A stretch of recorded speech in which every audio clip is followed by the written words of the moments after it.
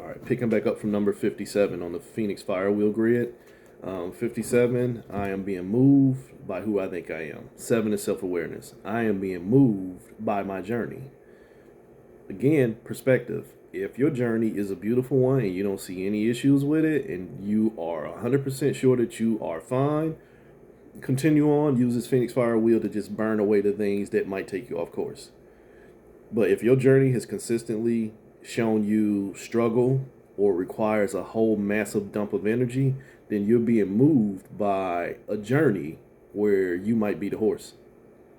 Something else is attached to you. So be careful, 5 plus 7. 5 plus 7 is 12. You might be in a ritual. And really, we're all in a ritual. I tell you that everything, your whole life is a ritual because you go into levels of programming that tell you what you have to do. I got to chase the bag. I got to have this. I got to do that. Don't do this. Don't do that. It already has a set parameter of limitations. 57, you're not designed for limitations.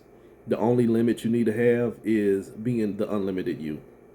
But in saying being the unlimited you need to have the unlimited responsibility of why you do what you do. If I'm gonna move, but it's gonna show me, I better know who the fuck I am, or else I'm finna get on the fucking search party and find out what I am after I go through some experiences. And again, I've been telling y'all for a long time, you are not your traumas, you are not your experiences, you are the totality of your choices. So I need to know what I'm choosing before that shit mess around and fucking alchemize my ass. It fucks around and make me go through some shit and I don't know who I am. You end up with motherfucking cosmic amnesia out this bitch. Going through too much. And then trying to find the safest definition of everything you went through. So 57, watch out for 75, your reflection point. Watch out for 5, watch out for 7, watch out for 12. 5 plus 7 is 12. Watch out for 1, watch out for 2, watch out for 3. 57, basically the emperor, I'm sorry, not the emperor, but the Hierophant and the chariot. The Hierophant already knows everything. The chariot is how you can get there. But if the Hierophant already knows everything, where do I need to go? Sit your punk ass down and be still too. Sorry, all the 111 numbers on this grid, all of us need to sit our punk ass down and be still. Really though. So number 57, sit your punk ass down and be still. Aimlessness. Where are you going? Why are you doing this? And in the sense of ego arrogance of because I can, because I want to, that's fine and fair because it's your choice in this realm of free will. Just be responsible to know that where you're moving aimlessly. This is the element of air. Am I moving because the thought's telling me how to move? See, remember, your number is 57. That 5 already came up front.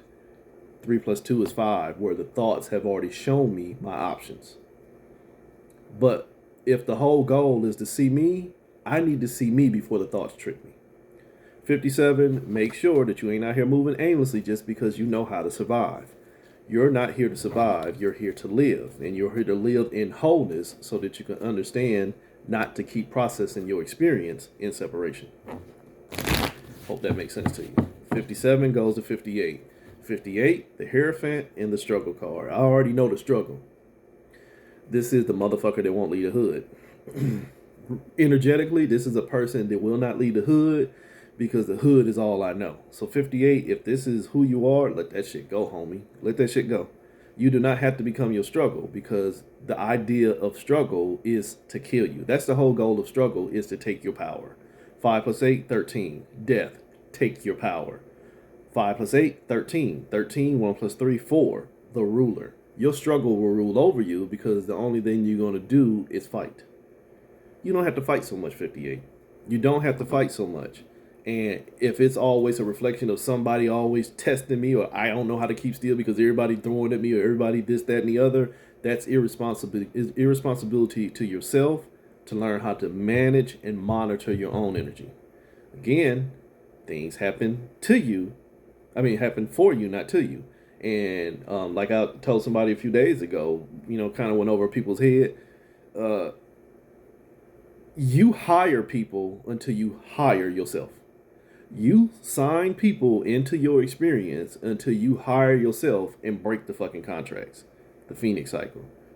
If you don't love yourself properly, you will keep hiring people who are a reflection of the lack of love you have within yourself until you fucking learn to love yourself, and then you will know whether to even have those experiences.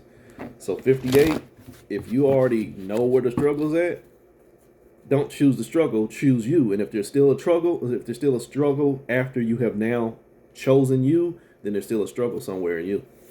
Time to sit your punk ass down and be still and burn away your traumas. 58. The magician, the alchemist, the illusionist, knowledge. Everything I know might get me fucked up. Knowledge gets you fucked up. Why? Because knowledge has unlimited potential to teach you. Remember I already told you 5 in the sense of the Hierophant. The Hierophant already know everything. So if I already know everything, what can you teach me? Dangerous. What can it teach you? More shit for you to have to unlearn.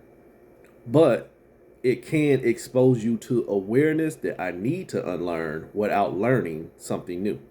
You get it? When somebody presents you with some new information, all right, you know what? I honor that. That's just deep.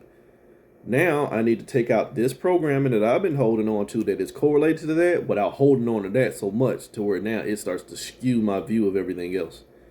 Some of y'all would learn that. Take in and process new information and then reflect on how it fucking affects you, not how it's affecting everybody else because it's so glamorized and glamorous. I'm not going there with y'all with that, but y'all buy into so much fucked up ass knowledge out here that it makes you look dumb as fuck because some of the knowledge that you think you know directly counters knowledge that others have already been through. But because you think you know what can't be real, what others have already been through, wasn't their reality. You become an illusionist. 58. Don't be such an illusionist. Don't do that shit. 5 plus 8, 13. Stop trying to transmute everything because there's a trauma within yourself. That's what a lot of people are. I mean, and that's historically, that's one of our issues because we are so damaged within ourselves. We need to damage everything else around it to make us feel better about the damages within. No, motherfucker. Transmute the damages within and then you're fine with everybody else's illusions or their realities. 58. You need to be fine with your own reality and stop living illusions. You need to stop buying into a struggle mind that won't allow you to keep still. Because the only things that'll do at the end of the day is create a fucking matrix thought that is going to require you to find balance with your experience. When I keep trying to tell y'all, balance means there's more than one. At the end of the day, like that one card just came out, there's only you. So be careful, 58. Moving on to 59. 59. The Hierophant and the Hermit. As a reader, to me, this was always funny. If the Hierophant already know everything, why the fuck is the Hermit even going on a journey? Or if he already know everything, why is he hiding away in a cave? Did he find something that scared him or her? You understand? Or did he not trust what he saw? So 59, trust issues. Trust issues. Why? 5 plus 9, 14. Patience or impatience. Too patient for your traumas or too patient for people that you expect to hold up to a certain standard that you probably don't even live up to your own self. Because if you lived up to that standard within yourself, you wouldn't expect it from them. Get it? If you had such intuitive capabilities to where you know who you are, you will be able to see who people are clearly, not what you expect of them or what you require of them or what you desire for them to be. So 59, 5 plus 9, 14, patience, temperance, 1 plus 4, 5. Holy shit. The whole issue was the 5. I already knew everything that was going to make me go on a journey, the Hermit. The Hermit, age-old Hermit goes all the way through all his experiences and it sits at the mountaintop and goes into reflection. But remember, the Hierophant was already down there at the bottom of the mountain and already knew everything he was going to go through. I already know this journey and what it's going to do to me. It is my choice to move. 59, it's your choice to move. 5 plus 9, 14, 1, 4. So you need to watch out for 95. 59 is your primary reading. 95 is your reflection reading. You need to watch out for 5. You need to watch out for 9. You need to watch out for 1. You need to watch out for 4. And then you need to go back and look at 5 again. So 59, sit your punk ass down and be still. And remember, you already know everything. All the information is already presented to you. But the danger with that when we're dealing with a Phoenix energy is if all the information is presented to me, but every time it's always got something to do with me being embattled, there might be a battle in me. See, my answers already told me who you were. If you walk around here with that endangered mindset that everybody is always an enemy and shit, you remember, things don't happen to you, they happen for you. It's a reflection point. Everyone that you meet is a reflection of you in your healing or in your sickness. If you see everybody else is sick, then there still might be a hidden sickness in you. And I don't mean you crazy. It's just that you're energetically embattled and you haven't learned to release yourself from traumas. So you have trust issues, as I said earlier. You have limitations. Holy shit. 5 plus 4, 9. 3 plus 6, 9. You got control issues. See, I'm going to control this experience to make sure I don't get the same experience that I had before. So what was already there, the experience you had before?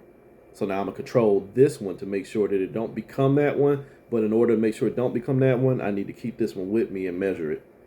That's a hidden trauma. And only in nowadays, it ain't so fucking hidden.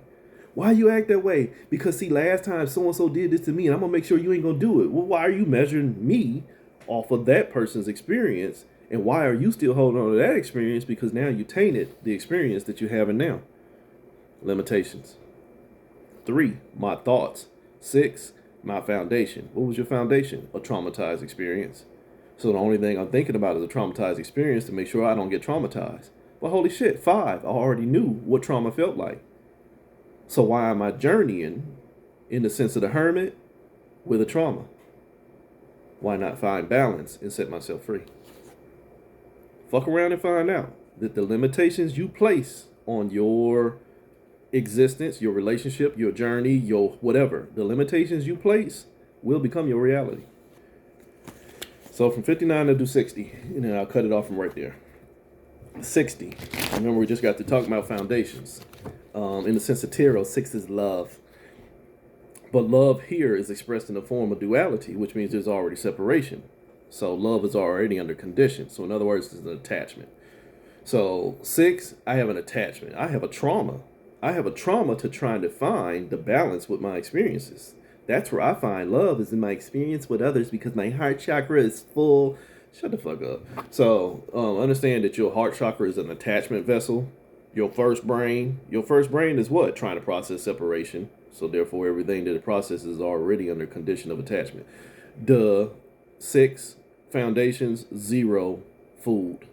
My foundations will fool me because I already fooled myself by loving a condition that I thought was going to teach me unconditional love. Spiritual homeopathy. See, if I drink enough of this poison, I'll become immune and then I'll be set free. 60. Fuck that shit.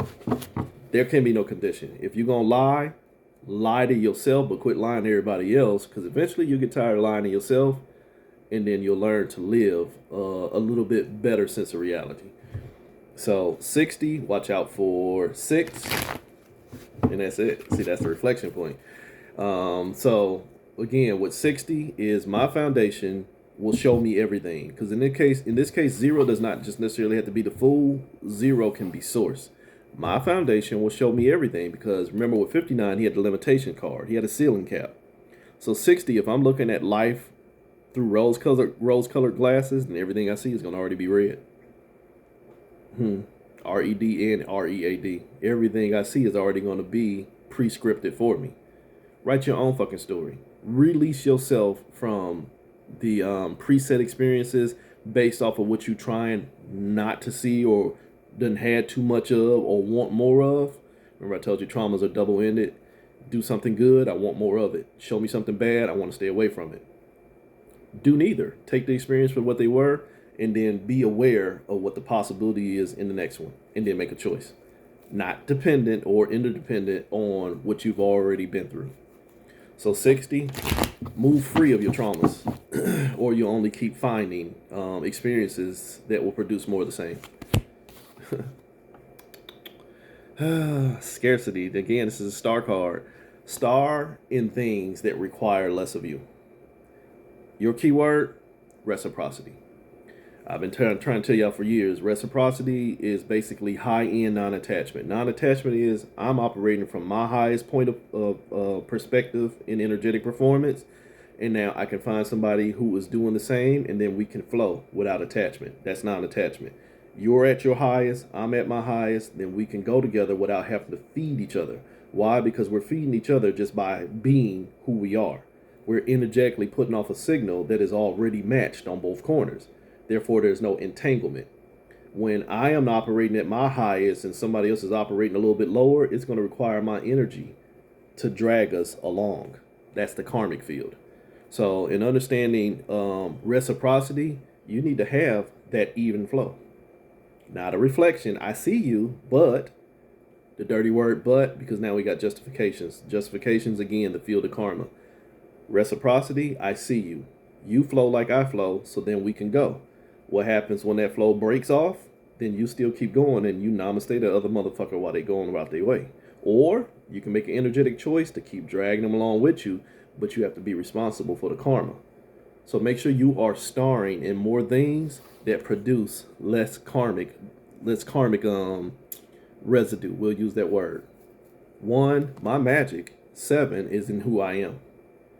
So if my magic is in who I am, then I need to find somebody who their magic is in who they are too, or else I got to put my magic in them, and then holy shit, 1 + 7, 8. Now we both struggling.